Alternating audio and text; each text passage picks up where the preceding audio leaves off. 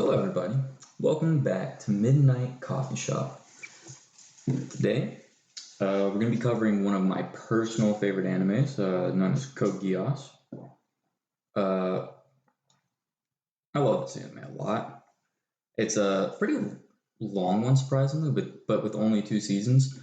But first, we have a few bits of news. I didn't do too much research on it, but the 2 bits of news I want to talk about is the return of Smosh and the release of the teaser for the new League of Legends champion, Fury. But first, before we jump into the news, I am, as always, joined by my 2 co-hosts. Okay. Oh. Devontae. Let's start out with Neferi first. Neferi, interesting. So the whole entire ideal of League of Legends and why this champion is kind of special is because League of Legends kind of the developers came out with an idea that, or with proof that pretty much people do not like monster champions. It's one of the reasons why they came out with champions like Viego, Akshan, Kai'Sa. It's because they realized chances are people do not like champions that aren't humanoid champions, in quotations. The problem with this, though, is that the concept kind of falls on its face because the majority of champions in League of Legends that are monsters tend to have very specific and niche play styles. So it kind of falls on its kind of face, the logic, in terms of Rammus, Bel'Veth, Skarner, so on and so forth. But as far as Neferi, though, Neferi is a new Darkin champ that has possessed a wolf or a wolf pack. Is that correct? I'm not sure if it's just a single wolf or a wolf pack. Yeah. But from what I can understand, but they did say it was going to be a what do you call it? What do you call a champ with multiple models? Mm-hmm. Dynamic? No. That'd be more talk about like Kane and Nidalee type of stuff. Shape shifting. No. Jace would also fall along those lines. Just forget it. I just can't think of it. The rather interesting thing is, I just found out though that for the better part of a year, I'd imagine, we were under the impression that the new champion was actually going to be jungle in terms of Neferi. But it turns out they are actually going to be a mid laner, which a mid lane assassin, scratch that. I was under the impression too it was also going to be a skirmisher or a fighter. Yeah, I was too. Like, because there was the whole thing the whole dev blog that got released. I don't remember if it was the most recent one or the one before that, in which they had said, like, hey, we were testing out some things for the kit and we decided she fit more into this role, so we were going to move her into that role. And we were going to release another champion that fulfilled this criteria, which was, we felt she was more like a skirmisher, so we're taking some of the parts of her old kit and putting that into a new champion to fulfill the assassin role. Yeah. But I guess they decided not to. I don't know what happened there. Maybe it's just something that the designer is like, I'm calling her an assassin because that's what I intended her to be, but she plays more like a skirmisher or something like that. When the champion comes out, we don't actually have her kit yet. Who knows if she's going to be a pack or if it's just one champion. That's what I meant, like a pack, like multiple wolves. Pets. That's what he's getting at, I think. Yeah, I thought they had confirmed that she was going to be that kind of champion. They don't really have that kind of champion, like, besides like a Lease, maybe. Yeah, there's a Lease. Donger. There's not Bel'Veth so much. But she can do it. But Bel'Veth would be. It's more so. I'm thinking of York's a good example. Yeah, York. The idea, the reason why there's so few of these kind of pet champion concepts is because of how hard it is to micromanage. They actually put out a statement like a few years back about how they don't really want to have pets be like a class. Yeah, exactly. Yeah. So it's very few and far between because in League, you already have so much you have to do with actives, your summoner spells, that they don't want to have a pack kind of identity, like where you can sit there and clear. Even though a lot of the fan base wants it. but it can be very Overwhelming. yeah. The Lost Vikings and Heroes of the Storm. Side note, with that game, their identity was game breaking, kind of pushing the narrative. So the Lost Vikings were you could sit there and be in 3 lanes at once and soak XP while your team does objectives. So that was their strength. That was what made them who they were. And their ults were like, oh, I can bring people back. I can teleport people. I can teleport my group of 3. That was kind of their whole identity. But obviously, in League of Legends, it kind of can get very complex because it's a lot more moving parts. But I'm excited for this champion, even though That's she'll be cool. banned in the first I'm pretty enthused. 2 months of her gameplay. When will she hit PvEs? Next PvE? Next patch? When's that? Probably. 2 weeks? No, I'm pretty sure it's next week. Hmm. I might be wrong on this, but I think Oh yeah, EJ will probably be able to play it anyway. Oh my god. I think PvE gets updated every week, and then live gets updated every 2. I got you. I don't remember for sure on that though, and I'm not gonna take the time to look it up right now. But beyond that, that's New Fury. All we really know is it's the Darkin. It's the 5th. You have Aatrox. What is it? Aatrox, Varus, Kane. Yeah, the 4th. Yeah, it's 4th. 4th, and from what I can understand, as far as I know, it's confirmed that there are 5 Darkin champions possessing people like in existence at the current moment in the world of Runeterra. We also don't know if Neferi possessed this person. Oh, well, actually, they also might rework that because they did just rework a bunch of Varus voice lines. I know the understanding of Aatrox and all of them was that essentially they possess people. They can only gain their true form when they possess. Yeah. But their true form is like, with Neferi, you have to go through. I'm gonna be honest. Neferi just looks so goofy to me with their thing. It's weird. It's a dog with spikes. Yeah, it just looks weird. It's a dog with spikes. That's it. I do like the design of the dagger. How it looks like a dog's mouth. I never actually. Yeah, the serrated teeth the serrated edge on the top is the teeth. You're right. I never even actually considered that. That actually makes a lot of sense. The teaser trailer too, phenomenal. Also, the dagger's got this little like trinket coming off of it, and then when you look at the head dog, at least the one that's Neferi, it's got the earring. That's the same trinket. Oh, that'd be the one that probably possessed. Oh, LOR 2. I saw a teaser about Nidalee as well. Oh yeah, the Nidalee rework on LOR. Ambush. Yeah, the new ambush trait. That looks like it's gonna be pretty cool. The model update. Yeah, ambush trait keyword. I desperately want that model. Have that ambush model come to League of Legends. Like, come on.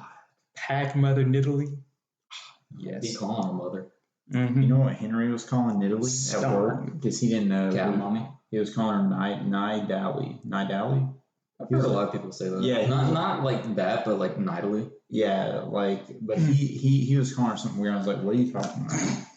He's like that champ that has the spear. It turns into a cougar. And I was like, what? Say it one more time? Isn't it a panther? I just realized how close her name sounds to Natalie. Oh my god, maybe that's how they gave her name. I mean, probably went the Ted Peterson route. But next news, just covered really quickly. Smosh is apparently getting back together. From what I can understand, Anthony Padilla left a few years back, maybe like 2 or 3. I'm not too sure. It was a while back. Yeah.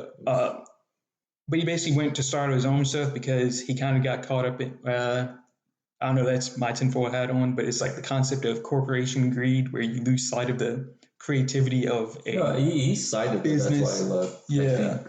Where the creativity goes down because you're no longer doing things that you want to do. You're doing it because the company basically is telling you. Because someone's telling you to do it. Yeah, which kind of loses the charm. Becomes a business and no longer, what it no longer becomes the charm that brought people in. Yeah.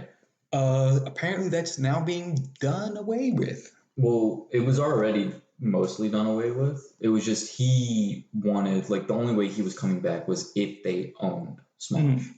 He wanted the ownership of Smosh. Yeah. To, I would say, just to have full freedom, just to like be Creative sure, freedom, yeah. basically. But yeah, so Shit, we're fucking back, baby. him and Ian are now, from what I can understand. I haven't seen any of their new videos. I don't know if they just got it back. So the only thing so far that I know that they've like actually put out relating to that is just a 4-minute video saying we're back. That's about it. And it was funny as hell because it ends with a little skit with Ian's mom coming in and being like, Ian, you and your hot friend need to get out of here. And that's it. And then they're like, then they made her go, sub to Smosh so my dumbass son and his hot friend can make money.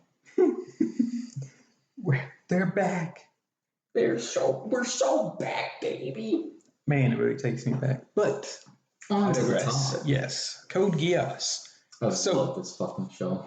So first thing I got to do though is AJ likes it. I introduced a lot of him to the account on the concept of anime. AJ fell in love with Shield Hero. He even downloaded the opening song. Introduce me to anime. Bro. No, not introduce it. But you hold on, I'm going somewhere. Basically, I helped facilitate the interest in more culturally iconic anime, like Cowboy Bebop. I mean, I would have watched it eventually. But hey, I sped up the process. All right. You didn't introduce me to. Hold on here. Okay, man. My bad. Misunderstanding. But that's part of my speech. But the whole entire idea of Code Geass and what makes it so revolutionary is it's an iconic mainstay in anime culture. The first opening, Colors by Flow, is essentially become one of the mainstays as a popular kind of marker of, hey, you're probably well in the know of anime and its various. You're a veteran in the game, you could say. If you heard it like it, yeah. I haven't listened to the opening. I want to see the show. Bruh, you're missing out on so much. I'm not. I'm seeing the show. All right. Anyways, so Code Geass. What is it? What do they do? Yeah. Why is C2's hair green and nobody else? So I'm start off with an overview about. Actually, right. What the fuck? Why is Collins like that red? That red. Why is it that shade red? Does she dye her hair? Is it natural? What's C2's name? Code. So it's a moon thing. Unbelievable. Okay, so first off, just to start off with an overview, Code Geass is an anime that came out in 2007 by the studio Sunrise, featuring the main character Lelouch Lamperouge, also known as Lelouch the Britannia, who is the... Oh, let me throw this in before I start doing shit. Heavy spoiler warning. If you've never seen the show and you intend on watching it, stop watching this, go watch it, come back and watch this. Agreed. Hey, we'll put that in the description as well. Yes. Lelouch v. Britannia, who is the son of the Britannian king, who intends to destroy the Britannian Empire in any way possible. The show follows him as... I think he's in high school. I'm pretty sure he's in high school. Yeah, definitely. Probably 17, 18, 16. Something like that. In the Japanese precinct, known as 11 now, after it's been taken over by the Britannian Empire in a war. High schooler by day, revolutionary by night, using the power of a Geass. Geass is a mystical power bestowed by immortal beings. As far as I know, we only know of 2 in the show. 3. 2, we only know of 2, but then there's the one who gave. Oh, that gave C2 hers. Power. Yeah. 3. I don't actually know what these beings are called. I call them codes because that's where I get code and Geass from. Mm-hmm. That's just my thought. I don't remember if they say that in the show. There's multiple of them too, from the flashbacks of that we can when we gaze into C2's mind. Oh yeah, in certain seasons that there are actually it's a you could call it a civilization or a society. I'd say society. Oh, it is a society. Yeah. I'd be more specific. But each person gets their own like different Geass, and it's typically what they desire the most. To give you an idea, C2, she wanted to be loved, so her Geass made people love her. And then there was another character, Mao, whose Geass was to hear the thoughts of anyone around him. Which is interesting because we can kind of glean It shows into what he desired the most. Yeah, what can you say that he desired? Was it to understand people? I just have a leg up in social conversation, regular social conversations. But you know that he was a beggar at one point. There's a lot of character analysis from doing lies where I'm getting at. Lucius specifically, though, is to control the minds of another. And with his new abilities and extreme intelligence, he fights to put an end to Britannia. Lelouch, as you can pretty much obviously know based on the first episode, Lelouch desires to have to be surrounded by people who are very predictable, and ideally it's control. He wants power. He's essentially a conqueror. I will say, though, he wants power to put an end to Britannia. Mm-hmm. It's not he wants to be the ruler of everything. Yeah. He wants the ability to destroy Britannia. Yeah. But it's through the collection of power. Yeah. So, like, where I'm getting is he doesn't want the power. This is what he needs to do. It's what he needs. It's what can help him get his goal. There was something I was going to talk about. Keep going. So pretty much, let's dive into the set design. As I'm sure we all know, Britannica and the identity of Britannica would lead you to believe that it is Britannica that is double back. Britannica, as we would be led to believe, is a Britain kind of empire, but it's actually originated from the United States, right? Yeah, it's an empire by the United States, not by Great Britain. And the set takes place and they control a third of the world. Japan as well. Oh yeah, they don't have control of the European theater. Yeah. Do they have control of the Chinese Federation? I don't believe they do. No, Chinese Federation is on its own. Yeah. I think they're trying to get control of, or trying to make a deal to have like a puppet. I think Schneisel was over control of that. We're going to be jumping around a lot. But as for focusing on the set design, the first season takes place in Japan generally, as in majority. Yeah. District 11. Because when they take them over, they strip them of all their identity and like ethnic identity and national identity, and they just give them a number. Like for Japanese people, they don't call them Japanese people anymore. They call them 11s, just to demean them and keep the morale down so they don't rebel. Yeah. The set design is pretty fantastic. You can tell like it's very casual, very not very grandiose. Like you would say some other shows like Fate Stay Night, where they go all out on the animation budget, which gives it kind of a charm due to its like being an early era kind of, it gives it kind of a retro feel. I personally feel of it. The score is also phenomenal, as you get all the tiny background sounds. I know this is typically how a background track to a TV show or a movie or everything goes, but it scratches that itch in your brain for like hearing the cicadas at the right moment, hearing the wind blow at just the perfect like frequency, I guess would be best, or volume. Yeah, no, that'd be pretty fair. But what was it? The addition of the music, though, in many cases, is thrown in a lot of. It does have some corny ass music, though. I'm not gonna lie. It's got like some music you would find on like soundwave.mp4 of like if you just go in and type in like revolutionary music. My thought is that it gave me the impression in many times of revolutionary music in some cases, as in rundown. Was it not rundown? It's got a lot of trumpets. But in many cases it kind of has like an elegant kind of feel to it, like an elegant. Oh yeah, absolutely. It's got a lot of trumpets and it's either violins, violas, cellos, string instruments, like definitely. Where in many cases, like one of the main ones, the favorites, I can't remember the name of it, but you know what my favorite episode of the show is? Season 1, episode 5. I was not about to say that. Season 1, episode 5, The Mask. Oh wait, My no, boy don't. Arthur. The goat. Whatever happened to him? What happened? Where is he at the end? Is that the one about the cat? It's about the cat. Yeah, stealing the cat mask. gets mad. Cat. Honestly, it's I didn't the think it was only- that bad. No, it's not.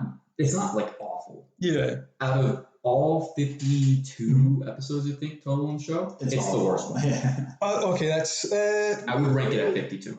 I would say Shirley. Anytime Shirley takes the main focus, it kind of feels like. Those are better than the. I like it. I like it because it adds a lot of character It development. was the only filler episode. You know what? Hey, agree It to was disagree. filler. I personally like it because it developed Suzaku outside of combat. A lot of other moments in the show do so much better at that. Yeah, but this one didn't feel as forced as say when he met Euphemia, where it's literally, hey, a call, like the set design where it's like, hey, guess what? A girl falls from the sky into his arms. I wish that was me. I wish that was me. Tell me that did not feel contrived. I mean, yeah. I mean, the whole thing is contrived. Yeah. The point could be Tell me else. Arthur running around with Lelouch's mask on his head. A metal mask, also with mechanical parts inside of it, to be able to have his mask open up on his eye slit for him. Okay, what did you? All right, I'm just And then he saying. takes her to the top of the church, Takes it to the rings the bell, and then the mask sits on the steeple of the church. Tell me that's not contrived. I'm just saying. Right. I'm saying it developed. The episode was good at developing the relationship between Suzaku and Lelouch. All it did was make Lelouch go, him. I love him to protect my little sister. That was always his plan. That was always Lelouch. Lelouch won't like Suzaku because he felt like Suzaku could always protect his sister. Yeah, but it was after Suzaku showed physical prowess that he was like, yes. No, Suzaku it was after always- Mao, actually. Yeah, Suzaku was always better than Lelouch. In that one scene in Arthur, I'm saying Arthur. Sorry. I never said anything about Suzaku being better than Lelouch. No, there was a scene where Lelouch is trying to climb up the staircase to get to the Oh, cat. it's always been helping. And Suzaku's sitting there just running up, and he's like, "Wait, Suzaku!" And he's like, I'm pretty sure he goes, well, show off. "You can't catch me, Lelouch. You were never good at physical sports." And he's like, "Damn it, he's got me there." And he's like sitting there just lagging behind. Yeah, Suzaku was always better than. I just thought that moment. The reason why I liked the episode is because that was one of the biggest moments that I personally liked in the show, where it showed like the union between the two and how like they also were foils The of each Mao other. episode was so much better than that, though. At doing that. Hey, I agree to disagree. Lelouch not only had to put trust in Suzaku, but also had to put trust enough in his power that it would work on him to be able to go and trick Mao into the chess game and have Suzaku save Nomley and then come help him kill Mao. Or beat Mao. Good series though. All right, I just personally think the episode 5 gets a bad rap. Like I said, it's not like I'm not calling it an awful episode. Yeah, it yeah. does rank number 52. I hold it. Out of a goated series with at least 10 out of 10 episodes, or at least 10 out of 10 episodes at the very least, it ranks 52. Yeah, I can see. I like it as well because in certain other series you have like Fairy Tale where there's no like rest for the action. It's like, hey, guess what? Now last week the world was about to end, and now it's like, hey, this week, guess what? The world's about to end, and now we have to go save it again. Beyond being first off, it wasn't a swimsuit episode. It wasn't a swimsuit episode. Featured girls in swimsuits. Yeah. The second thing was it gave some reprieve from the Shirley in a swimsuit. the dark atmosphere of what the show was going The on. Perez in a swimsuit. What's his sister's name? No. Nomley's wheelchair in a swimsuit. Wheelchair child. But yeah, I personally liked it. Interesting thing too was I didn't realize it until like rewatching it, but it was made in 2007, 2008, the series, and the war between Japan and Britannica happened in 2010. It's Britannia, by the way. Let's see. Oh, whoops. Uh, and 7 years after, well, in 2017 is where our story starts. So it's kind of interesting being in 2023 and looking back on it and realizing how, You're old out here, though. yeah, freaking 6 years later. We were supposed to have mechs. Nightmares. It's his mother can do. But, so Lelouch, and what do you want to talk about Code Geass? What? Like, where do you want to take this analysis? I think we do start with characters because I mean, there's so many good ones. Yeah, Lelouch, we Lelouch, could talk a Suzaku, lot and Colin about. are like, even though most of the time at least one is at ends with the other, they're my favorite trio Yes. Oh, because they all, well, real quick, they all push each other to the limit of like, I have to do something here now to one up if I want to live, if I want to survive. Or to achieve a goal. Yeah, exactly. Another good example of one of my favorite episodes is the one about the biggest pizza, where it's like they're doing the whole That entire was thing also a about. filler episode. I forgot about Wait, that. But tell me about that. That's not season one, right? No, It's season one. It's season one. It's the Oh, it is. episode. It's Euphemia's episode. Yeah, where Euphemia says She goes to that visit the school in disguise. she declares that she wants to make. So the whole entire thing about Lelouch tells the rebels, he's like, I want to make Japan its own independent nation. I want it to be recognized as its own independent nation. Euphemia comes in. She gets declared the place of her brother by Snizel, right? I think it's Schneisel does it, but I think he's still off screen at the moment. And then like it gets passed to Cornelia, who then tells her. Yeah. So she becomes essentially the viceroy or the chancellor. It's viceroy. So her first edict, I'm not sure if I'm using that word right. The decree.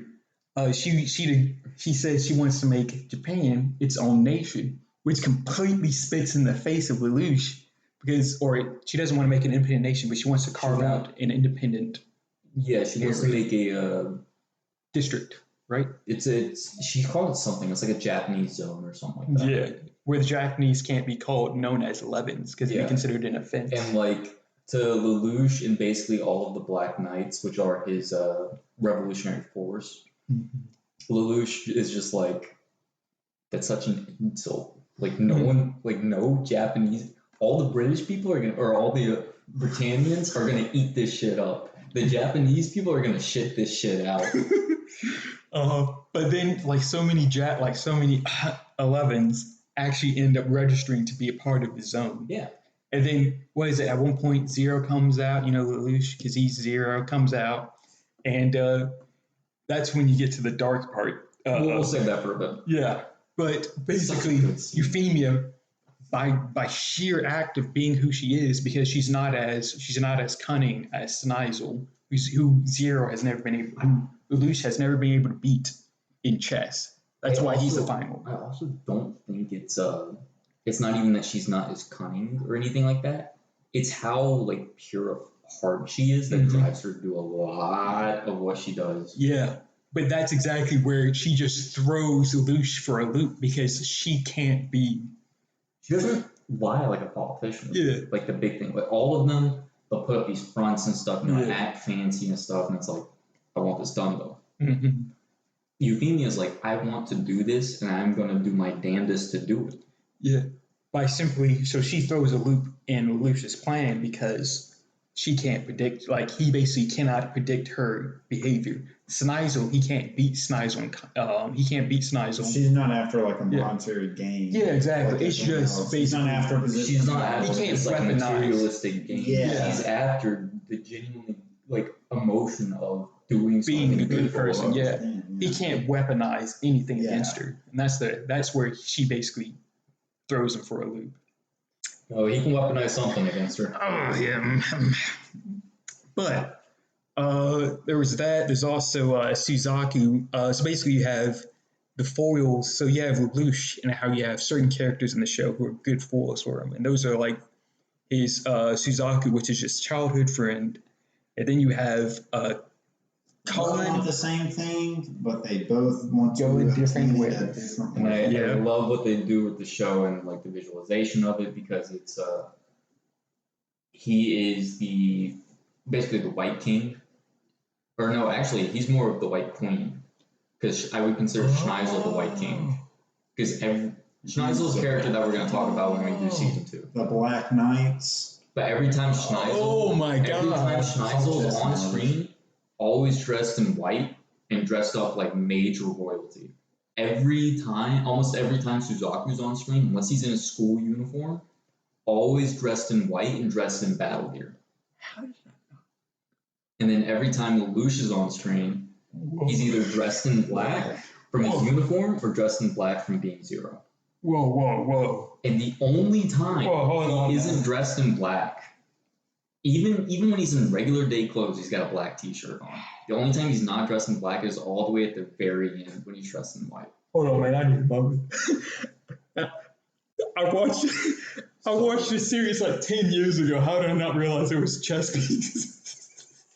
Oh my god! Devontae. I thought I knew everything. Told me it was chess pieces.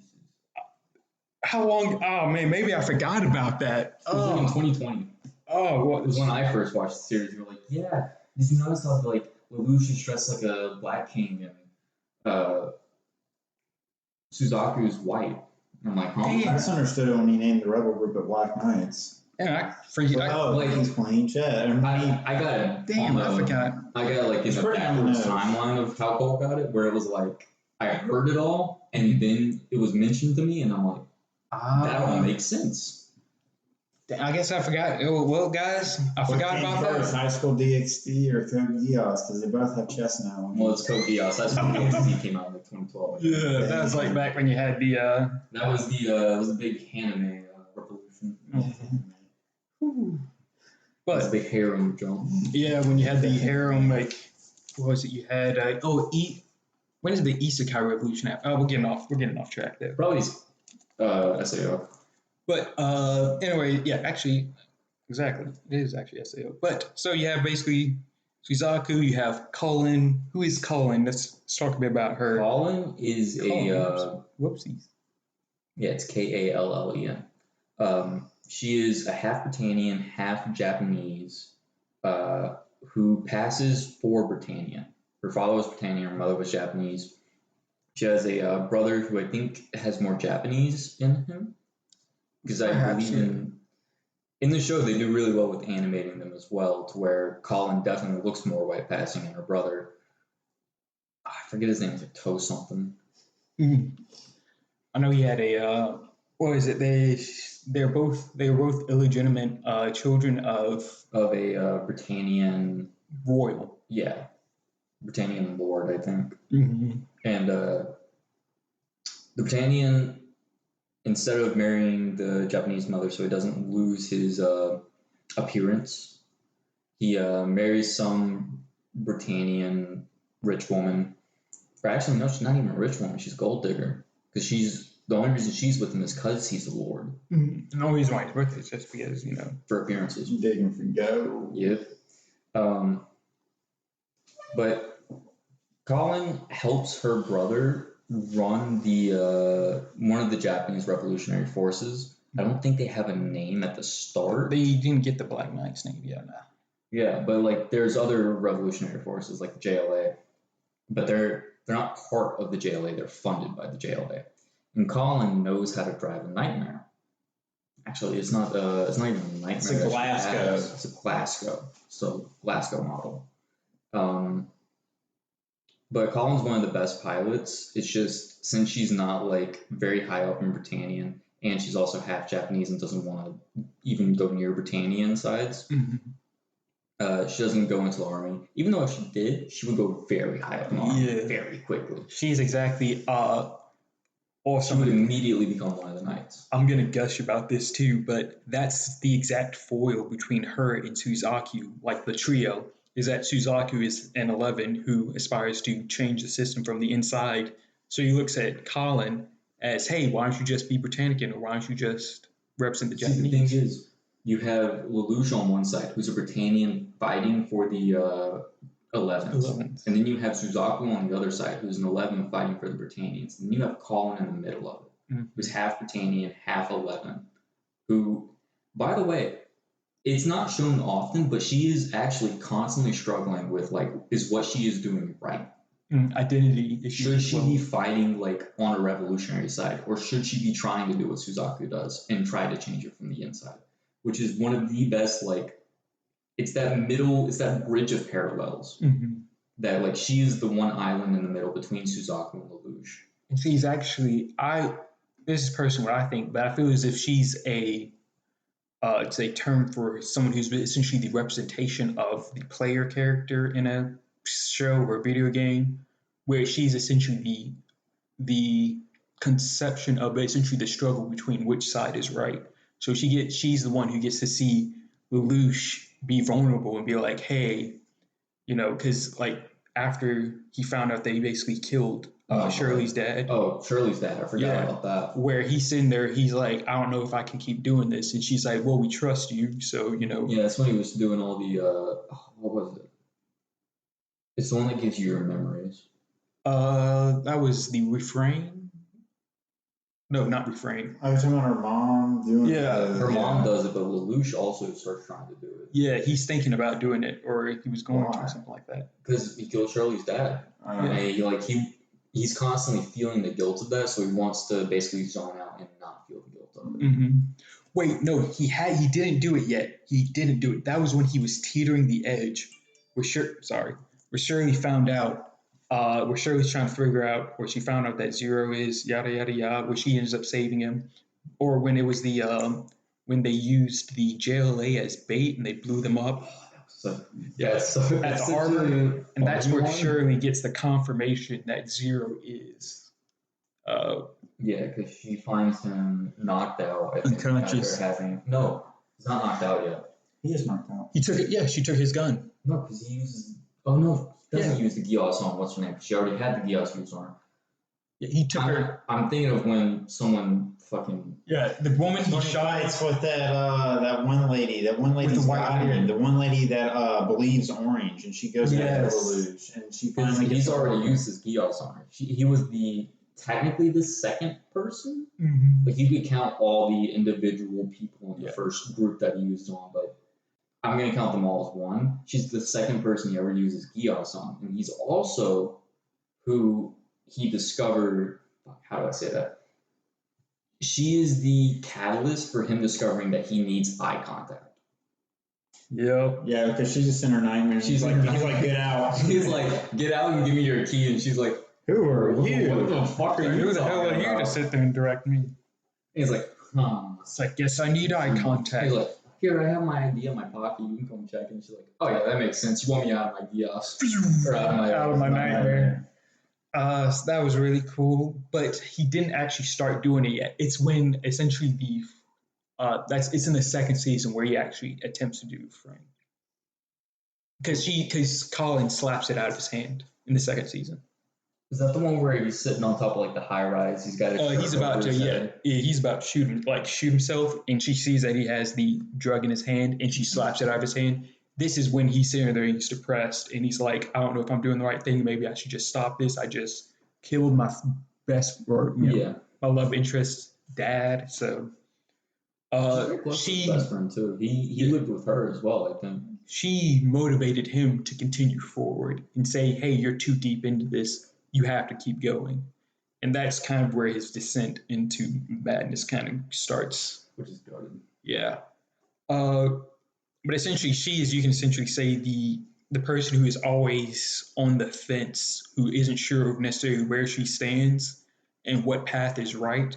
She follows, so that's why Suzaku tries to change her, but she also gets to, in being on the fence, she gets to see both sides of the coin essentially at their lowest and can actually, in an organic way, see the logic between each side. Ooh. One person that I know we didn't put on the list. We have a little bit of a list of what to talk about.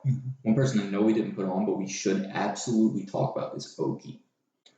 Wait, no. He's a good. He's actually a good character. Ogie's one of the best characters in the show. He was supposed to take over leadership. Yeah, he is the moral anchor of the show. Like everyone else around him, like even Suzaku, who's one of the more like morally respectable characters. I'd even say Euphemia. I know. For the 11 side, Suzaku is very dogmatic, and Euphemia, for the Britannican side, is more of the moral compass for them, like the moral centering around them. Ogie is straight up like there's points where Lelouch does things, and Ogie's like, I do not know if we can follow this man. You're right. Also, Ogie's research on Zero, and Ogie's basically. What was his name? You're talking about the current head leader before Lelouch comes along, right? No, they were essentially. I know who you're talking about. Yes, I think. Oh. Not the guy who blows himself up in the truck, but the guy who was driving the truck with. Yeah. Yes. Okay. He's not necessarily the leader, but he was established that he was supposed to take that role. He was second in command. He just wasn't necessarily ready to commit to that. The guy in the truck that blows himself up was the leader, and that's Colin's brother. Ah, okay. Crazy. Long live Japan. Long live Japan. Good scenes all around. I'm gonna be honest. So many legendary scenes. Yeah, what's your favorite moments from season 1 if you had to pick one? I have. You had to pick one. Mine is obviously in episode. It's a tough call. I'd say definitely episode 5 between Suzaku and. You're really doubling down for no reason. You know, there's so many better. I'm a contrarian. Oh, I want to do two, one comedy and one actually good moment. My comedy moment, I still can't remember this in season 1 or 2, but it's when there's a bunch of thugs in the alley and Lelouch just tells one of them, he goes, "You dance." I think that's season 2. I don't care. It's such a good scene. That could be when he gets the refrain. I think that is. He's like, "I want you to dance." Oh yeah. My favorite part too. He doesn't give him a time limit. He doesn't tell him to stop. He just goes, "Dance." You don't know what happens to that guy. That guy could have danced till he died. I think it's implied he does. What was that one thing where it's like the hysteria of like, I don't know, 1690? I can't remember. Yeah, there was that corner where everyone would go there and just dance and then they died. Yeah. It was basically a contagious hysteria. Yeah, and people were like, what is it? They had the church come in and be like, "What the hell is going on here?" And then they started dancing. Oh man. But for like actual moments, Dance, boy. My favorite like of all time just has to be Mao Never Speak Again. That's such a good scene. I really like the moment right before that when he tells Suzaku, "Father killer, get your hands off me, father killer." He breaks him down. It is so good. I have to put like that scene in a hole. Because they're about to trump Mao, and then Mao's just starts talking to Suzaku, and Suzaku's like, trauma. Actually, one thing we should talk about is how traumatized Suzaku gets for just being in the situation. He'll sit there, he gets traumatized by C2, he gets traumatized by Lelouch, he gets traumatized. I forgot about the C2 one. Yeah, C2 just puts her hand on his knife and run some memories. Sits there and shows him killing his father again. It basically forces him to double down on his dogmatic view of saving people, and why that's his whole center of focus. I'm sorry, I'm going to go in. My man, they did not deserve all of that. He got fucked. His girlfriend dies. Commits genocide. Commits genocide Okay, and dies. I'm sorry. My man, then he finds out that his best friend has been the guy who ordered his girlfriend to commit genocide. His best friend has been a terrorist. Yeah. Ordered his girl to commit his love interest to commit genocide. He doesn't know that until the very end of season 1, when he takes him to the king and discovers he has Geass. He didn't take him to the king. V2, it was the first introduction of V2 coming in and telling him, "Hey, Zero has code Geass," and that's when he makes the link. That's when he gets there. Yeah, they do take him to the king at the end of season. Yeah. It's they get to the island And that's when he's like, "Hey, I already know you're Lelouch," and he's like, just take the mask off. He's like, No, that's in. "Nope, that's season 1. My bad. You said season. Yeah, sorry. Yeah, at the end of season 1, where No, he takes him up the stairway to the king. It's yes, he does. At the end of the The end of season 1. At the end of season 1, when he wipes his memory. When the king wipes Lelouch's memory. That's in the first episode of season 2, where it's shown what happens, the conclusion. Yeah, because at the end of season 1, it's Suzaku basically. Lelouch puts a bomb on his chest, and he's like, "Hey, if my heart stops, blah blah blah blah." He's like, "I need you, Suzaku, because these people kidnapped Nunnally, and I need you to help me go save her." And Suzaku's just like, "I don't give a damn anymore." He's like, "Hey, Colin, Zero, take off the mask," and he reveals that to Colin that Zero was Lelouch, and eventually a gunshot's heard, and that's the end. That's the end of season 1. At least that's where Hulu ended season 1. All I remember from watching the finale of season 1 was being taken up the stairs and getting knelt down in front of the king. That's it. That's what I remember. I think you ended Could that be in the on movies? 24. I probably ended off on 24 then. That's where Hulu went. Hulu went all the way. I just watched up to Max because That's where it is where it is. Because I was on 24 and I got on them today from lunch, and I tried to go to the next. I tried to go to the next episode, and it took me to Rick and Morty. I was like, what the? Yeah. Maybe does Hulu only have season 1? Yeah, it only has season 1. Only has it. I know It because doesn't even look like it has it full. I tried to watch. That's weird, isn't it? Yeah, I wanted to watch season 2 because I sat there at 2:00. Trying to skip ahead. Man, because it has my favorite opening. But anyways, so we're getting too far here. We're getting too in depth. Euphemia, though. All right. Well, we could talk about Mao as well. Mao is pretty cool. Mao is great. He's such a troublemaker. And he throws. And his Geass really isn't that strong. It isn't, but what it's done to him is what's making him strong. Now, Yeah. Plus his ability to basically Lelouch can't. He forces Lelouch. Yeah, he has to basically develop an entirely new strategy to deal with Mao. And even then, Mao learns that strategy. The only way Lelouch beat Mao is by erasing his own memories. Mm-hmm. Just phenomenal. Phenomenal scene, too. That whole scene, specifically from the second Suzaku comes in the window to the second, the episode's over, one of the best scenes in the show. I think, in my opinion, there's only a handful of scenes that top it. Oh, we haven't covered our favorite scenes. I covered mine. Mao that was mine. That was your Mao. I would have to say my genuine honest. My genuine honest one. It's I actually have too many, but I would say my 2 favorites.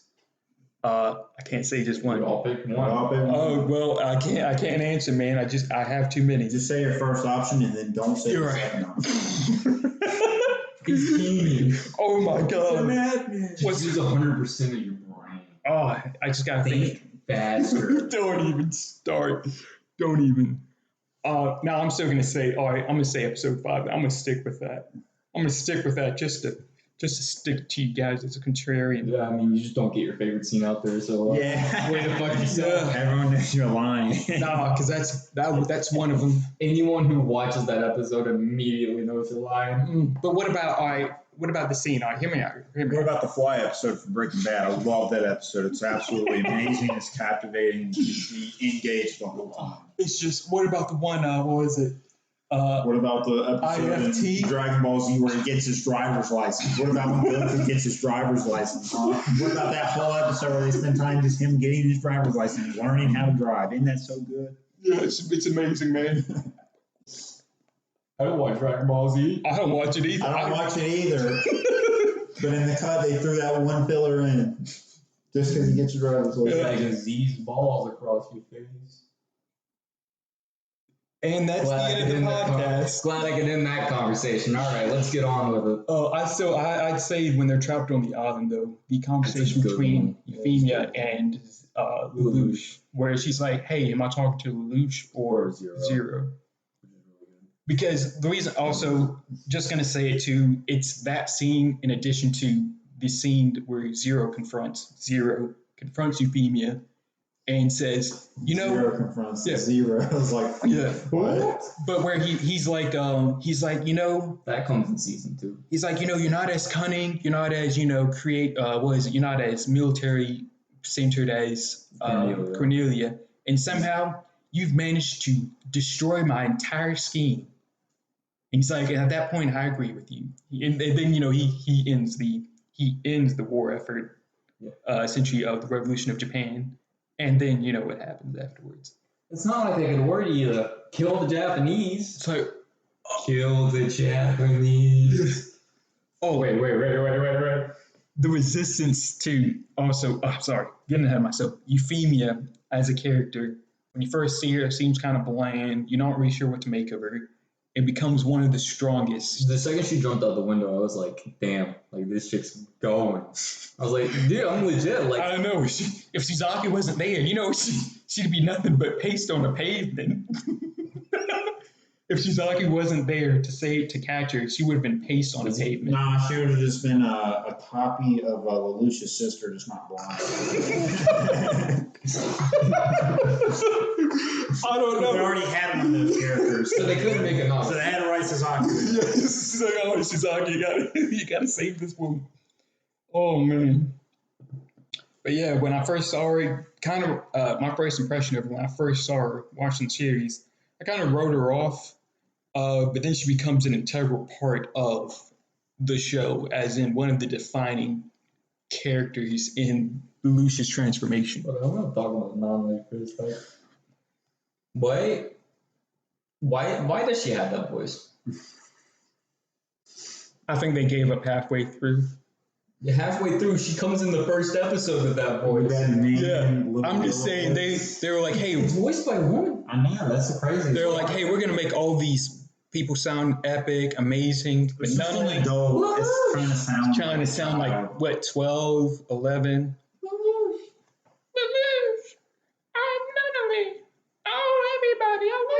Give you the key to the Damascus Project, Lelouch. Oh no, the Welsh is horrible.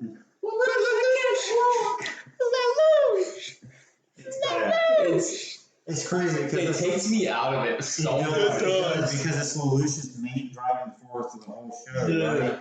Right? He wants everything for her, but she's just so hard to have a screen, man. To have her talk. Like, she's such a good character in general too.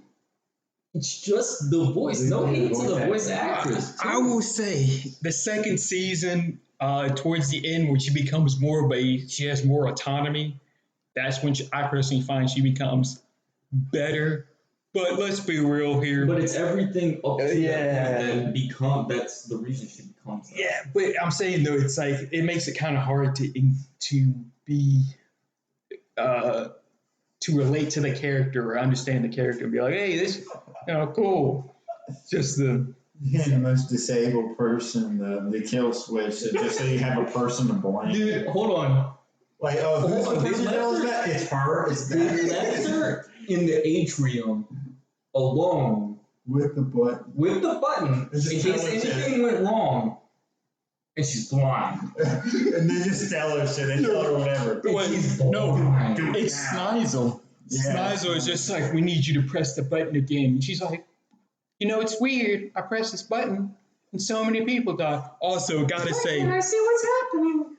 Also, I gotta say, tell me that did not seem like a euphemism for Hiroshima or something, or an atomic bomb. Like that seemed like is that the word euphemism? I feel like a lot of the show is symbolism. There you go, symbolism. It seemed like a big, heavy played like, oh. Also, you have going back to the person you stay on that. Yes.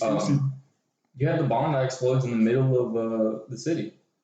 The gas, which is interesting too because it's kind of symbolism, I would say, or it kind of sounds to me like a reference to the bombs that happened in the train stations by the terrorist. Well, anyways, getting sidetracked into political things.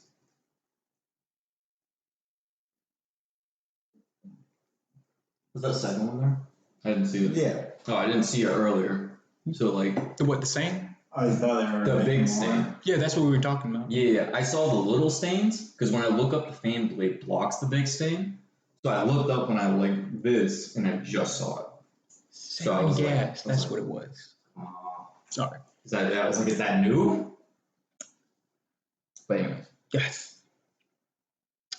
Anyways, so season 1, Euphemia. What are our thoughts on her? Good character. Good character. The ending. Like you said, it didn't seem like much. It was just gonna be some preppy bitch I hated. Yeah. But she's a good character. She's got the right amount of like morality to her. Yeah, like for me, it was this character's just here because there was like that scene of like, oh, I make Suzaku a knight, my knight. Yeah. And then there was a scene where she's like, Suzaku says, hey, I don't want to be a part of this. Oh my God, the scene. All right, her being in the terrorist attack when they were in the hotel. I agree with that. That was an awesome episode. But then there was a part where that one girl meets her. That one girl meets. That one girl with the ponytail. Exactly. You know that scene? Yes. You're talking about the girl who mashed. And there's the scene. Side of the table. Exactly. They literally put that in there. Why is the scene When I here? first saw that scene, I was like, what just happened?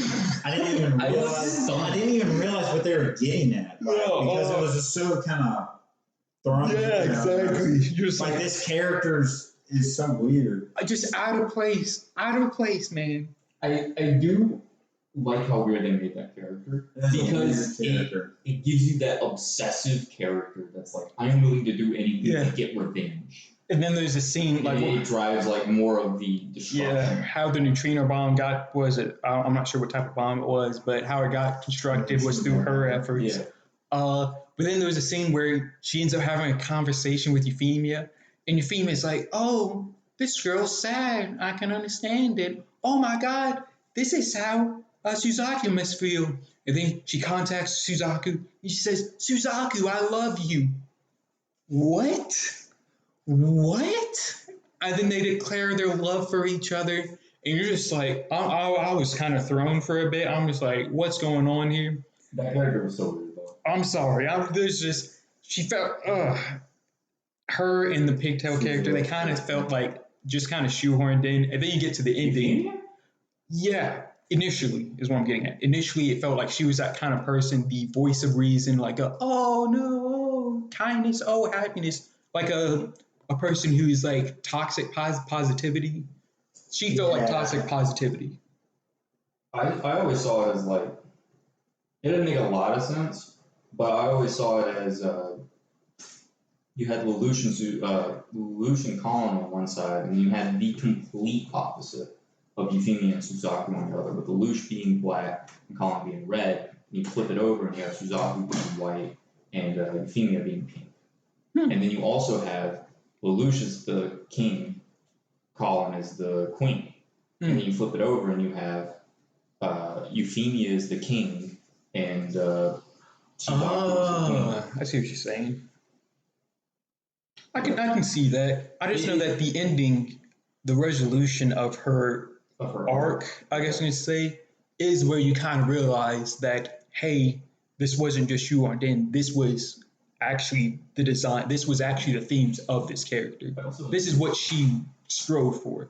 I love how Lelouch went into everything at the very start with probably with like this very detailed and streamlined plan, and then everything goes wrong. He's just gotta like shoehorn extra, like, okay, we gotta do this now. Oh shit, I just accidentally made Euphemia call it genocide for the Japanese people. Now we have to make this work. War. Yep, we have to make it work. What is it? There's also, for me, I like the scene where it's the final phone call between Lelouch and Suzaku, where Suzaku's like, hey, have you ever hated someone just so much? And he's like, do what your heart wants. You know, it doesn't matter anymore. Because he thinks Suzaku's about to come to his side. Yeah. So he's trying to make a deal with them. No, that's not it. That wasn't He's it. trying to make a deal to protect Nanami. He's trying to get Suzaku to go protect Nanami. No. It was when Suzaku. It was right before they were about to make a raid on Cornelia's fortress, and Suzaku just found out about Code Geass. Yeah. So Suzaku calls because he finds out that Zero was the one who besmirched Euphemia's name. And how he did it was, he had Geass, because how else did Euphemia sit there and switch into such a drastic, change of heart? Yeah. How is it that she went from caring for the Japanese to just wanting to massacre everyone? He's like, this doesn't make any sense. Hold on, that's when B2 comes in. Reasoning to it, though. Where they're like, she's a genius. She gathered all the Japanese people here for us to slaughter them. I like it too because also this is a very good. All right, the whole entire one of the best parts about a story. One of the best parts about a story is when the inevitable is essentially predicted. How would you say? You can see it coming, but it's unexpected. As in, it just seems like it's the natural progression. So in the case of the construction of the district, it was all the Japanese were voicing like, hey, they just want to just round us all up so they can have us in one place so they can kill us. Yeah. Only to, in fact, turn out that, hey, that wasn't the actual plan. It was actually constructed. But now it is a plan. But then, now they're in a place where we can just start shooting them now. It became the natural progression of like, holy shit, this is actually pretty good. The obvious was what happened, but the way the obvious happened is not at all. Exactly, because that was when Lucius' power the show does that a lot. got out of control. Mm-hmm. That's what makes honestly, if you were to have a Geass, definitely something like Lelouch's, I could see how you'd fuck up your life real fast. Because like you just start willy-nilly using it. You ever run into a problem? Oh, fix problem. Yeah. You're like, hey, this guy wants to fight me. I want you to dance. Dance, boy. How fast would your life get fucked up if you had a Geass? If you had Lelouch's Geass in particular? Very fast. Yeah, just... I'd go to my boss and I'd be like, hey, pay me even if I don't come to work and never fire me. Peace. I would just... Easy peasy. He'd just lose his job and he'd have no idea why. Guess what? The higher ups are going to come and be like, hey, this man hasn't come to work in and you know what? 2 years. They'd be like, hey, we need you to come here so we can see why you're not coming to work. Hey, disregard the fact that I'm not coming to work and continue to pay me. Deuces. He has to keep going up. He has to go up the ladder. I'll go all the way. At some point, every Walmart employee that exists just knows AJ. We pay this guy. He's on the payroll. We don't know what he's doing. Like, we want to take it off. And he's like, they grab his hand and be like, you can't take him off. You can't take him off. You can't do that. It's like, what does it start shooting people? Oh my God. In those circumstances, you take me off the payroll. Kill people if you have to. You wouldn't even have to say that. If anyone tried to force them, they just shoot them, just be like, oh, that's it. You just fuck up so many lives. Mm-hmm. Talking about I would take Mao's power any day of the week. I would not. 100%. Or are we talking about those drawbacks as well? Yes. No. All drawbacks, everything. I would never. And the Lucius actually it'd be so useless because if there's someone I genuinely want to know the thoughts of and I don't intend to do anything else with them, anytime you're near me, tell me what you're thinking. I don't know. Easy peasy gun.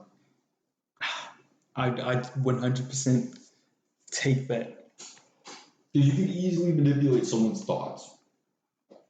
Sitting here and it's like I'm having a conversation with some dude I know is having an affair, and I just have him straight up give me the information about the affair, and then I just blackmail him with it. Yeah, or you could just make himself blackmail himself with it. Just be like, tell your wife you're having an affair. Dude, the contingencies you could also set up with Lelouch's ability. If you ever fire me, tell your wife you're having an affair. And give her all the details to it. My man straight up. If they fire me, they ruin their lives. My man straight up a demon, a savage. I would not only fuck up my own life, I would fuck up everybody's life.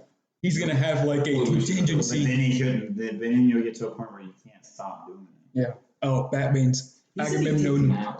You take him out. Yup, 100%. This is so. I wouldn't want to know other people's thoughts. It feels intrusive, but also like. Hold on. Let me just stop you right there. That feels intrusive. It feels very intrusive, Devon. Yeah, but not like giving someone a direct order that they can't refuse. I know, but like how caught up would you get with a person if you read their thoughts and it was something really crazy, and suddenly you have to try to normally interact with this person when you know exactly what the fuck they're thinking.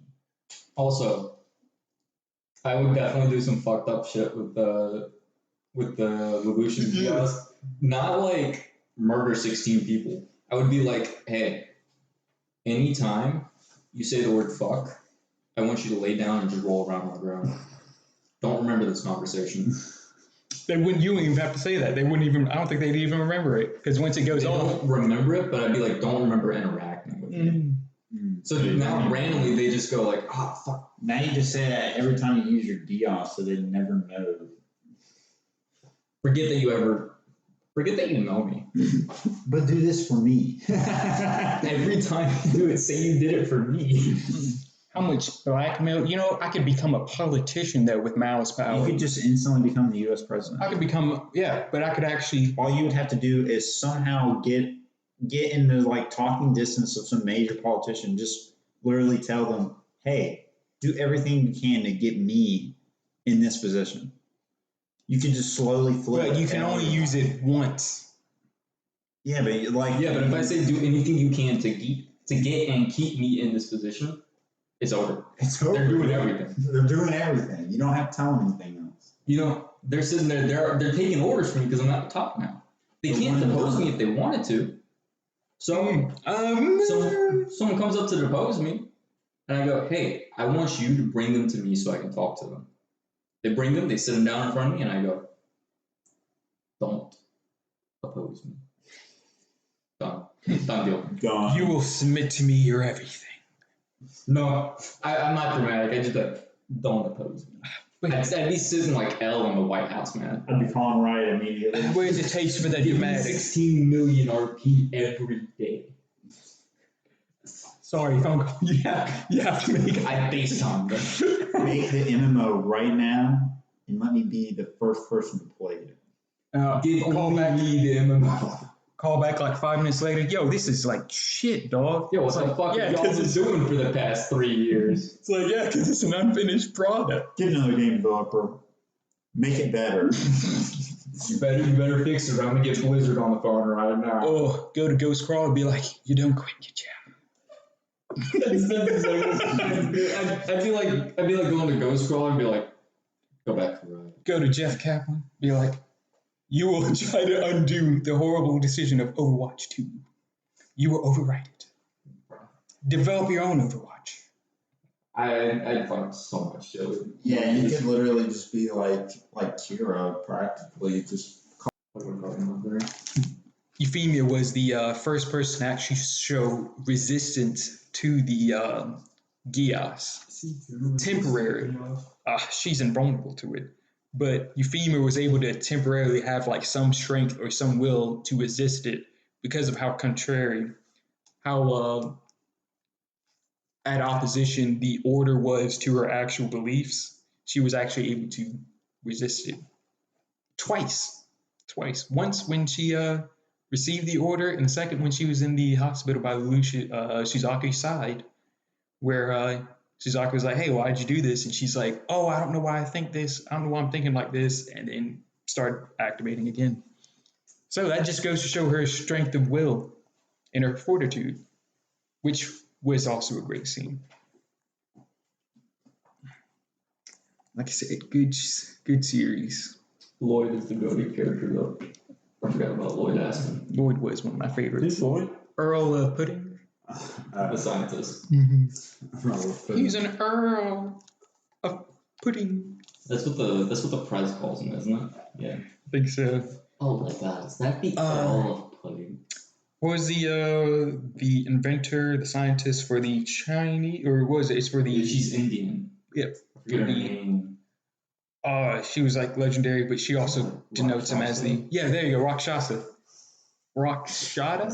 That's definitely like an Indian. Rakshata. Oh, absolutely. But she also gave him the title of Earl of Pudding. Yeah, that's the reason. Earl of Pudding. And they both knew each other because what was it? I think they're rivals. Yeah, she designs the Gurren. Yeah, but it was specifically. I mean, she does, but it was specifically the Mark II. It was the system that deactivates nightmares. She was the one who developed it, while he was the one who developed the flight system. He developed the flight system. It was something or the other, as the differences between the two. Some of those other topics, yeah, we talk about characters all the time. Because there's so much you can go into. So much. I guess defining moments. Like, what were some of the special moments in the series that basically were... when Lelouch gets his power. Fuck, I was going to say that. I was going to be like, I want to say the obvious. What about when he gets it the second time? And it's like literally the exact scene. It's not that he gets it the second time. It's that he remembers he has it. Anyway, that's season 2. We'll talk about that. No, but like the actual scene where he gets his power, not only is it like really cool visually with all the like when C2 releases from the thing, goes just like oh yeah, the fucking soundtrack too with it. Oh wait, the sound design for the pistols in that scene where it's like they're all silent and you're all just like. I'm just like sitting and thinking to myself, I'm like, this sounds like a toy gun. Like one of those toy guns with like the poppers in them. But it's like, does not sound, there you go. Like, the sound it's is even better silence. Yeah, it was a, it's like, this is not how a gun sounds like a cartoon punch. Yeah. But no, that whole like scene where he first gets his powers and like encountering C2 and finding Suzaku again, that whole sequence was, like, yeah, it's a really obvious choice for a defining moment, but it's a great defining moment. 78. Well, this is a hot podcast. We have 3 trads here. Anyways, that's such a cool moment too, because I, Lelouch v. Britannia, order you to die. Why, certainly, Your Highness. There you go. That scene was pretty. That's what he says, yeah. Mm-hmm. Absolutely. And does that little fucking hyena laugh. Mm-hmm. Some other big defining moments. When he has Shirley forget he ever knew him. Yeah. And like the aftermath of that, where she's like, "Did you lose someone too?" Yeah, and he's like, what is it? He says he lost someone, but he never really knew how much they meant to him. Mm-hmm. Till they were gone. Another good one is him and C2 in the cave. Mm-hmm. Because that's when they're first actually getting the chance to talk about themselves. Of course, the Mao scene. Mao. Colin, scenes with Colin, she manages to find a way to basically steal the spotlight. Such a good character. Mm-hmm. Her, when they do the raid on the warehouse and she sees her mother on the ground. Yeah. That's a good one. The formal, she never received any formal training in the Nightmare. She was a natural, wasn't she? Yeah. Kind of made her more special, I think. Mm-hmm. You know, as the anomalous ability to basically. I believe they called Suzaku was a natural. Suzaku, yeah, exactly. Because he was just a foot soldier until he got the Lancelot. Yeah, he's just really good with it. They ordered him to. He had the right specs to use it. Yeah. He was like, our pilot's taking his job very seriously. You already seen about the scene of not Sneisel, who is the first person who Clovis. Clovis. When he infiltrates this thing and he gets on Clovis. When he uses Geass on him. When he kills him. That scene when he kills him, like what he says there. He's got your hands dirty. Yeah. I guess if you want to change the world, you gotta get your hands dirty. This was it. Episode after, he's still vomiting because he's like still remembering that. He's like, it's one thing to order someone to do it, but then to do it another himself. to pull the trigger. Yeah. Such a good scene. Of course, the Euphemia scene. That Thinking of others. When Euphemia found out or it had it confirmed that Lelouch was Zero and his whole entire purpose, which was to take down Britannia. Yeah. Obviously, I like the scene of Cornelia and Zero. When Zero's losing his mind when Nonnally dies, that's such a good scene. Wasn't that that's the second season? Pretty sure that's the end season. Wow. I didn't get the first watching season. First season is when she's kidnapped. Second season when he has that scare because that's when Rollo getting too much into it. Hold on, let's dial it back a bit. But yeah, that's the second season. Oh, his name was Rollo. That's right. Rollo was jealous of Nunnally. I kept calling him Rollo. I'm pretty sure Rollo wanted to. I knew that wasn't his name, but I kept calling him that. I'm actually not sure of it necessarily, but I think it's gotta be season 1 because I was talking doesn't know that Nonnally is still alive in season 2 because he's had his whole memory. No, he finds out. He wants to find out where Nonnally is in season 2. Yeah. And then he finds out where she is. Yeah. That's when he goes out to go find her, and then there's an explosion, and he thinks that she's dead. That's when he basically loses hope, and Rollo saves him. Season 2. It's season 2. Season 2.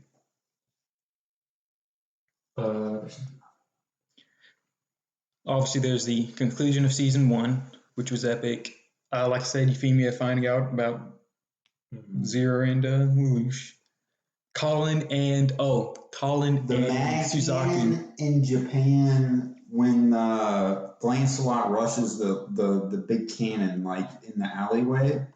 Remember they sent a couple soldiers down there, and the Japanese have this huge like shrapnel cannon set. That was season. Lancelot. They sent him down there. Season 1. Yeah, I was saying that. Yeah, I was saying that's when they sent the Lancelot go down there to beat it. It's good. Yeah, I know exactly what you're talking about. The Japanese are like, it took one. He's like, shoot it again. He's like, sir, but it'll blow up. He's like, I don't care. We're going to die defending this hallway. And so they pretty much blow themselves up just to not kill the Lancelot. And it caused the hotel to collapse. Yeah. And then Black Knight saved everybody. Yeah. Because that was the JLA that was doing it, and not the Black Knights. Yeah, and then the Black Knights come to save her because they want to. That whole episode too. That episode was awesome. That was where things started like really getting pretty crazy. The wheels start turning. Yeah, where it starts getting like hella. Lelouch actually has like a reasonable Zero force now. Confronts Euphemia. Where he's like, it was in the hotel when he's like, oh, you've always been very selfless or something. And he's like, you haven't changed since you were young, and that's what clued her into that. There's a good chance that this person is Lelouch. Yeah, that's right. Isn't it when she talks to him, she's like, I knew it since the hotel. Yeah. Because she, at one point, they're isolated, and he's like, I'm not going to kill you because, this is for the sake of the Black Knights and garnering public support. Oh, that's another good scene in Suzaku, you have to live. Mm-hmm. That's another, like, really defining moment that constantly comes back. Yep. Also, once again, Suzaku gets traumatized because he ends up getting demoted, and then he gives up his knighthood because he's like, "Well, I'm no worth." Then he becomes a knight of the realm, though. Yeah, it's wow. Knight of the realm. Oh, wait. Let's talk about it. All right, this is what I want to talk about. The king somehow figured out. There was a scene basically when Lelouch gives the order to Euphemia. Lelouch gives the order to Euphemia to kill the Japanese, and then it cuts to the king sitting there laughing maniacally, saying, haha, now that's how I know you're my son. Yeah. And that's when, shit just goes out of control. Like, he's sitting there, he's just laughing, like, hey, your daughter's about to commit genocide, like... yeah, but he wants that. Yeah, he's just like, he doesn't care. That was a good scene, though. He's he was standing at what we later end up finding out is like the Tower of God or something, or Babel. Oh, the chain connection. Yeah, right. There we go. I can't remember. Yeah, Suzaku eventually takes Lelouch there, and that's where he has his memory light. Mm-hmm. And then there's a really cool thing that happens in the Geass Akira movies. I don't remember. Where Lelouch pops into I still need to watch those. I do too. I've only seen the first one. but I think it's in the third one. Lelouch walks into a bar where the main character is, but he's got a completely different name and an eye patch on. It's Akira the Exiled. It's something like that, yeah. Mm-hmm. But it's funny as hell because, like, I've looked it up. He's wearing an eye patch, so he can't use his Geass. Doesn't have any memory of what has happened, and he's got like a name like Captain Johnson or something like that. Yeah, I've never seen those movies. I think it's 3 movies. 5, I think. Wow. But they're like they were continuations of. Yeah, they're what happened between season 1 and 2. Oh, I actually didn't know that. It's what's happening on the European front. Because that's where Akira is, and it features new mechs too. Like Akira uses a spider mech. I always, when I would first look at it, because I watched it on a website, I watched Code Geass, and then there was what was it? There's actually back before I had Kiss Anime. I was watching on like other websites, and then I found out, Akira the Exile, and I'm like, I'm not sure about this. It seems like it's, you already know about my stances of like cash cows and like stories that basically come out when it's like, hey, what's the point of this coming out here? So I thought it was a cash cow, not an actual continuation of the story. Nothing featuring Code Geass is a cash cow. It's all important, except for season 1, episode 5. You can't keep bringing this up. I will till my dying breath. It was unimportant. They don't know. It could have been 24 episodes if they removed it. Well, you see, what would change? I'm a veteran. I agreed with him when he said it was 24 episodes. Well, I'm a veteran in the game, and I've watched over 100 anime, so I think I know quality. I'm a professional weeaboo. I think I know quality when I see it. I'm a semi-pro weeaboo with a promising future. It's like you should sign me now. In anime analysis, I call it AA. I can get up. So excuse me if I have to go to my AA meeting right now. Oh man.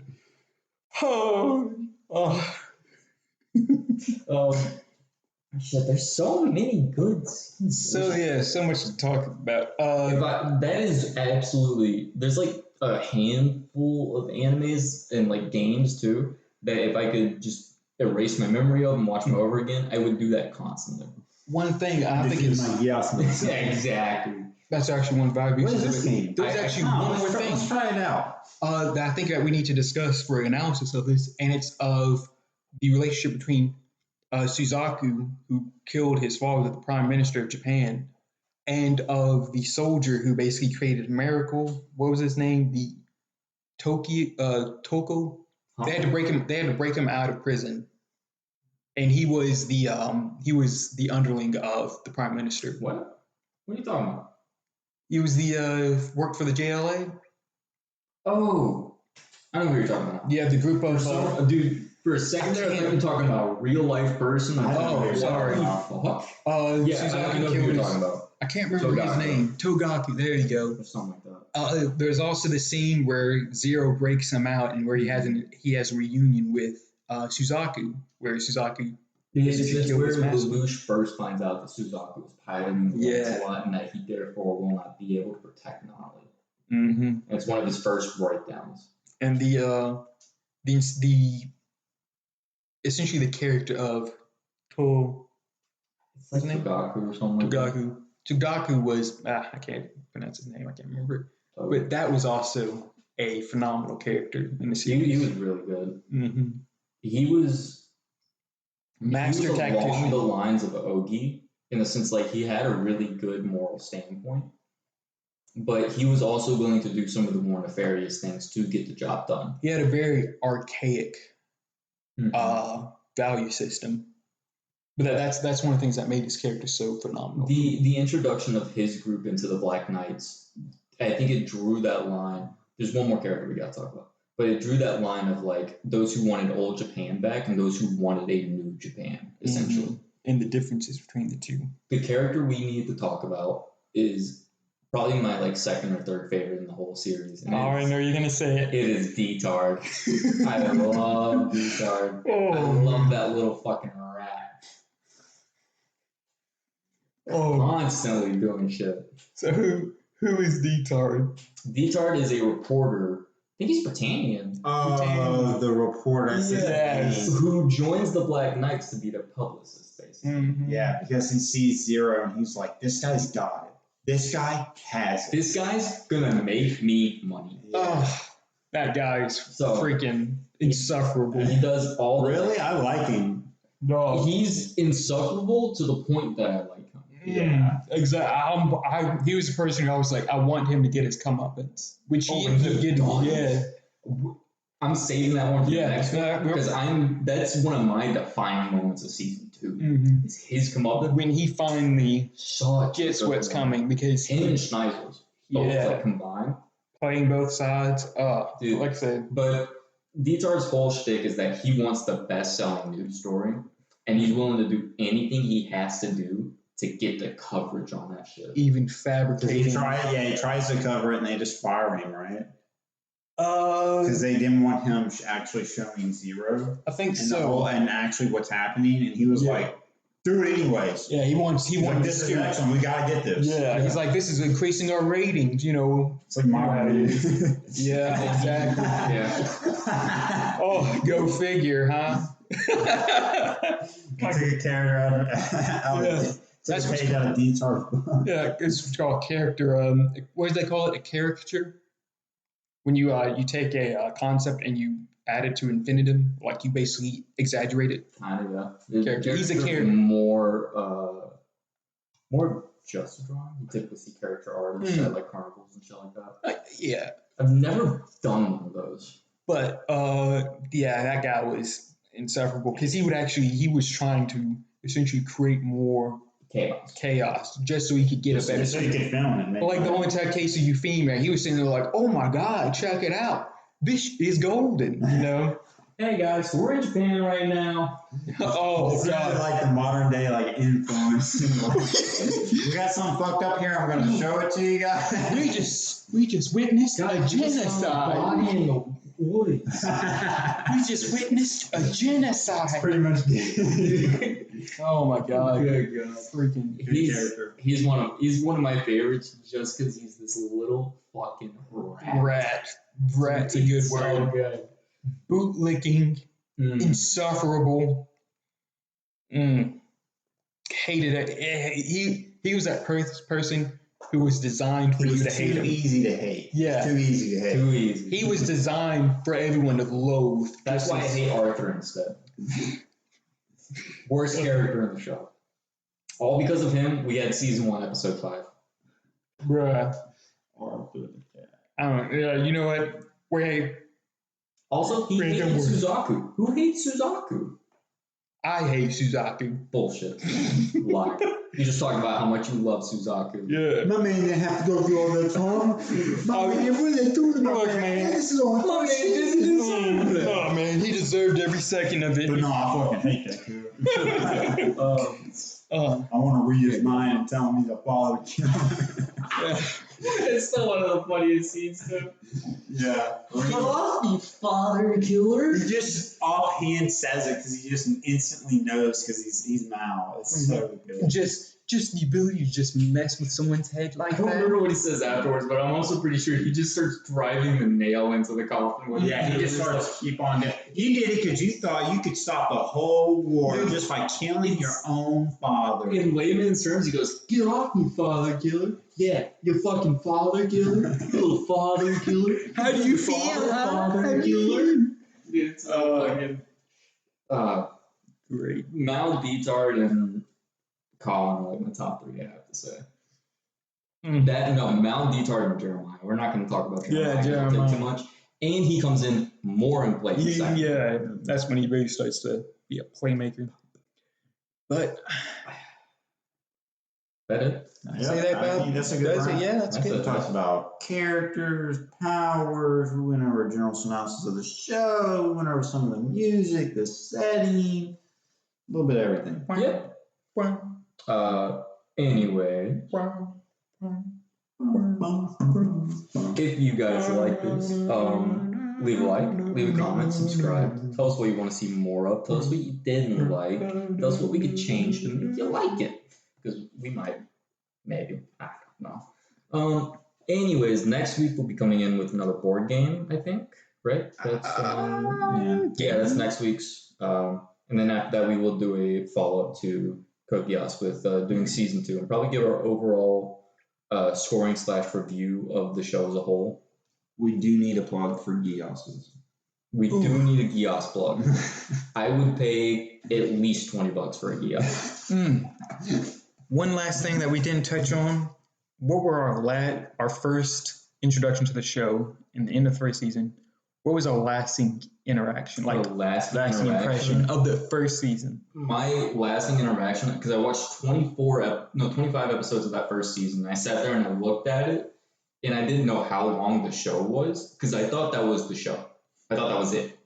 And then I saw season 2, episode 1, and I looked at season 2's episode list being another 25 episodes, and I said, holy shit, this is about to go hard. And then I binge watched season 2 the next day.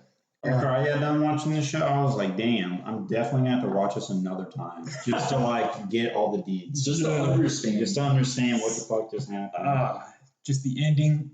For me, it was kind of the end where you were like, oh my God, that was time well spent. It really was. And it's testament me rewatching it all over again, being like, I could watch this again 5 times. If you watch through this whole thing without having seen Code Geass, and you got this all spoiled for you, I still say go watch it because it is genuinely one of the best shows I've ever seen. It is easily in my top 3.